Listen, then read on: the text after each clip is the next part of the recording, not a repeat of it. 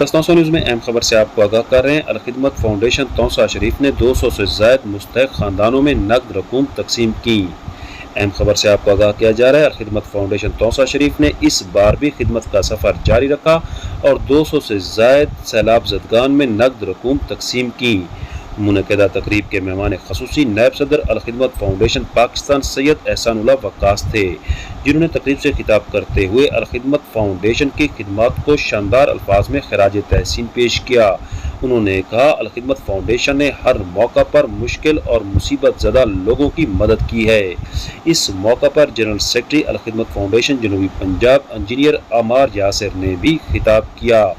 دوسری جانب پروفیسر رشید احمد خان اختر، شکیل احمد ہمدانی، نعیم اللہ عربی ایڈوکیٹ، مظہر محمود ایڈوکیٹ نے بھی خطاب کرتے ہوئے الخدمت فاؤنڈیشن کی خدمات کو شاندار الفاظ میں خراج تحسین پیش کیا۔